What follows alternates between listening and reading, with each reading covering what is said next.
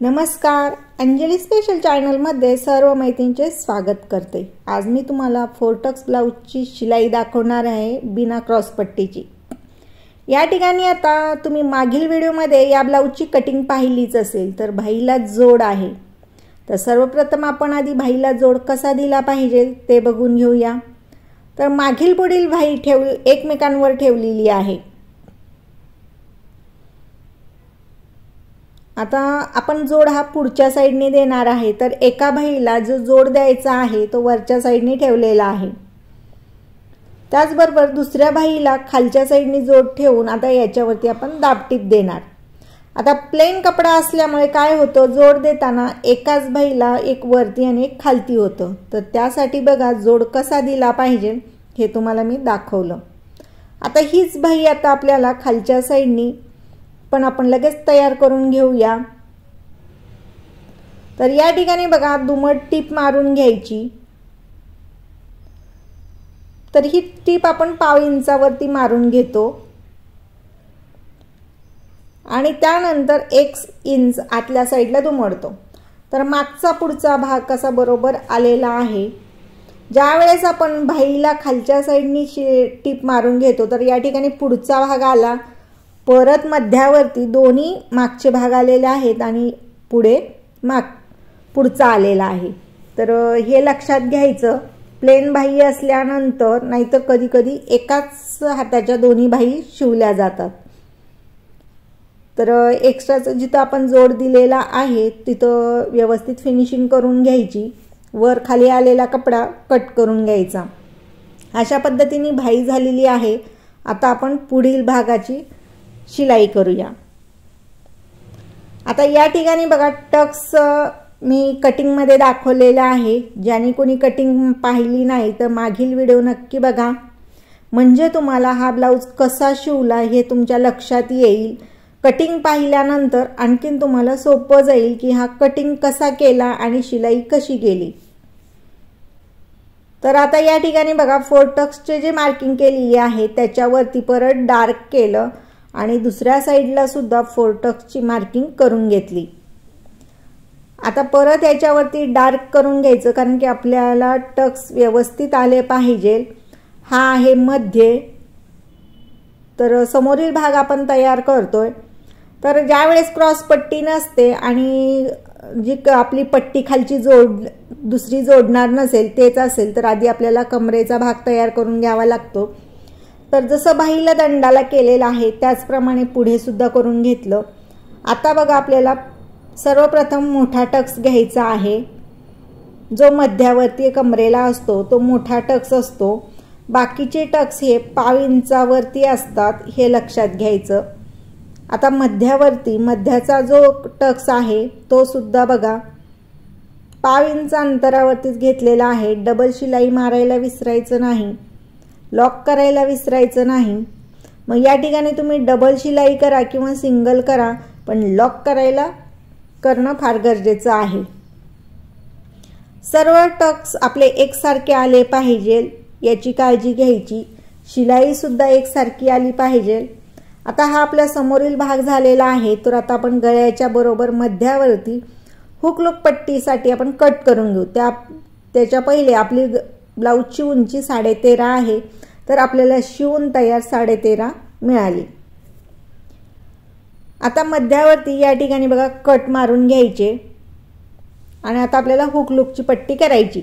तर हा ब्लाउज बटनचा आहे, तर हुक लूकचा नाहीये।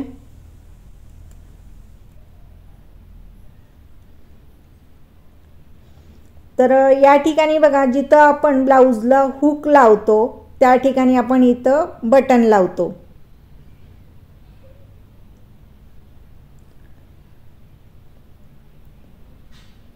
तर या ठिकाणी जी हुक लावतो तर आता बटनची पट्टी मोठी असते, तर डाव्या हाताला मी बटनची पट्टी लावते, म्हणजे तयार ब्लाउज झाल्यानंतर बटन ची बाजू जी असते ती उजव्या साइडला येते, हे लक्षात घ्या। आता याच्यावरती दाबटीप द्यायची। तर आधी मी कडेला टीप मारून घेते, दाबटीप न देता डायरेक्ट शिलाई मारते। तर ती वरच्या साईडनी किंवा खालच्या साईडनी कोणत्याही साईडनी तुम्ही शिलाई करू शकता, पण शिलाई आपली व्यवस्थित आली पाहिजे याची काळजी घ्यायची। आता ही बटन पट्टी झाली, तर आता आपण काजेची पट्टी लावून घेऊया। जशी आपण हुकची लावतो त्याचप्रमाणे हे काजेची पण पट्टी लावली जाते। काजा हातावरती सुद्धा केल्या जातात आणि मशीनवरती सुद्धा केल्या जातात, तर आपल्या सोयीनुसार करून घ्यायच्या।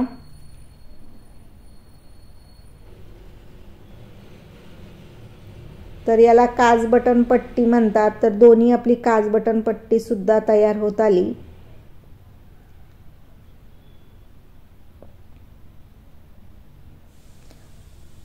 लवकरच तुम्हाला मशीनवरती काज कसे करायचे ते दाखवले जातील।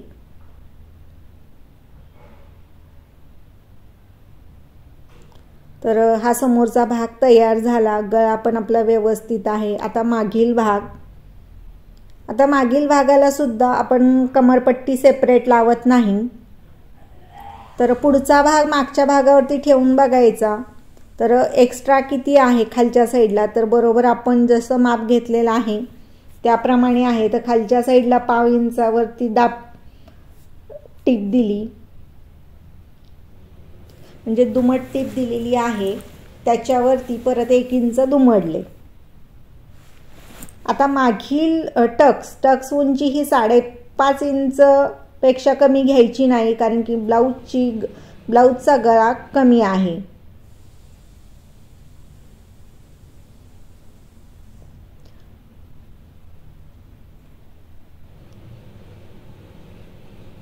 तर आपले मागचा पण टक्स झाला, तर आता आपल्याला शोल्डर जोडायची आहे। तर साईडचं शोल्डर जोडताना आपण साईडनी चेक करत असतो, तर चेक करून घेतलं। आता शोल्डर जोडून घ्यायची, दोन्ही साईडला सुद्धा शोल्डर जोडून घ्यायची। खालीवर तर झालेलं नाही ना हे सुद्धा चेक करून घ्यायचं।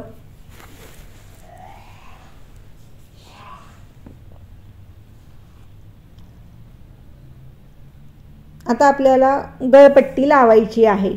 तर तुम्ही कटिंग पाहिली असेल, तुमच्या लक्षात आलं असेल गळपट्टीला कपडा उरलेला नाही, तर मी हा दुसरा कपडा घेतेय।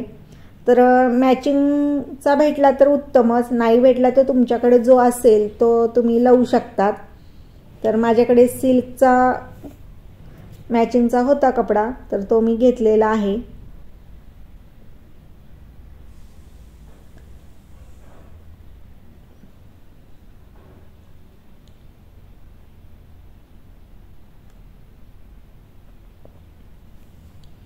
तर क्रॉसमध्येच घेतला गळपट्टी, आणि आता बघा लावताना सुद्धा, तर बाकीच्या ब्लाऊजला लावतो त्याचप्रमाणे याला सुद्धा लावून घेते। क्रॉस पट्टी जी आपण कट केलेला आहे, तर गळा व्यवस्थित बसण्यासाठी।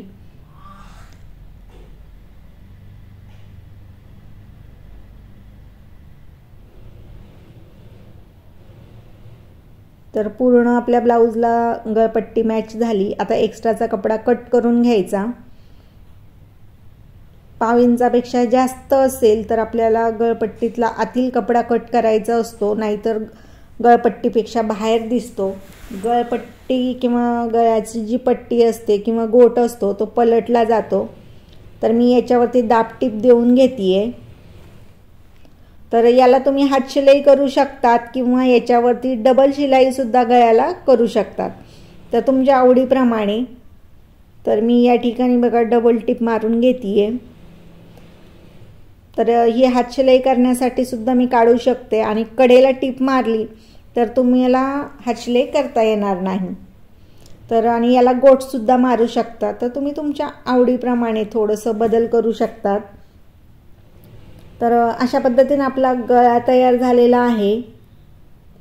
आता आपल्याला भाई लावायची। भाई लावताना पण काळजी घ्यायची, तर भाई आपली कमी पडते का जास्त झाली, तर या ठिकाणी आधी चेक करायचं। आता आपण जोड देताना पट्टी थोडीशी कमी जास्त घेतलेली होती, तर एखाद्या वेळेस थोडीशी मला वाटतं जास्तच झालेली आहे। हां, तर या ठिकाणी बघा आपल्याला थोडी जास्त झाली तर मी साईडनी पाव ते अर्धा इंचापेक्षा कमी सोडते बाही बाहेर आणि त्यानंतर जोडून घेते.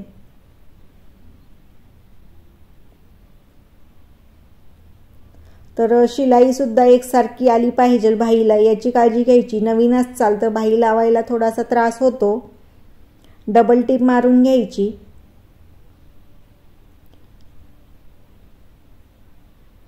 पाव इंचावरती बरोबर आपली शिलाई आली पाहिजे आणि एकसारखी आली पाहिजे याची काळजी घ्यायची, म्हणजे बाहीत सुद्धा.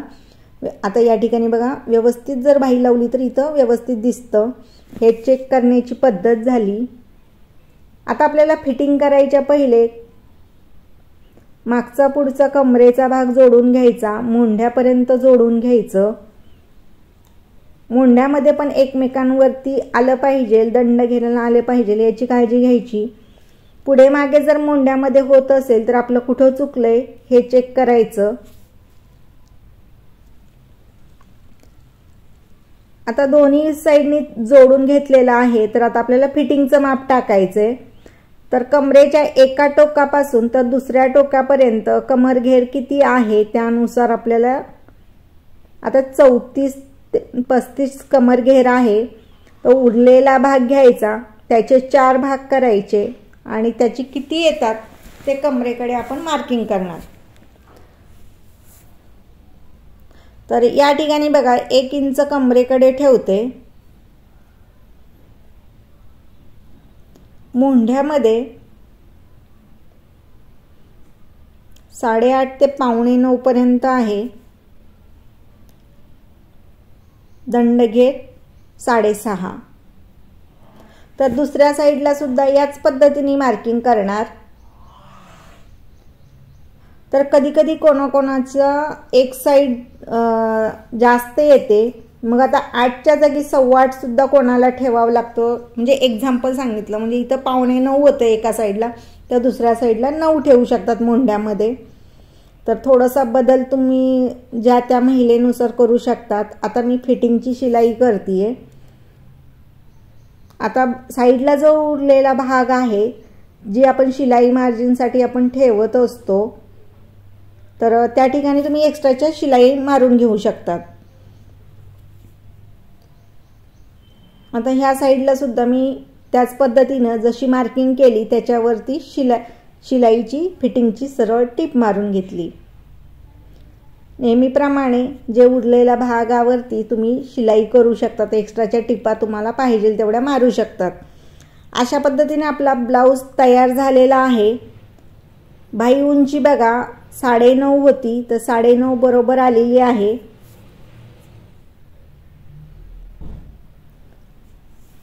ब्लाऊजची उंची 13.5 आहे, तर या ठिकाणी बरोबर 13.5 आलेली आहे. अशा पद्धतीने आपला 4 टक्स ब्लाऊजची शिलाई झाली. ज्याने कोणी कटिंगचा व्हिडिओ पाहिलेला नसेल तर त्यांनी व्हिडिओ बघून घ्या. कोणी सबस्क्राईब केलं नाही त्यांनी सबस्क्राईब करा. असेच तुमच्यापर्यंत नवनवीन व्हिडिओ पाहण्यासाठी तुम्हाला भेटतील. तर लाईक शेअर करा. सबस्क्राईब केलं नसेल तर सबस्क्राईब करा.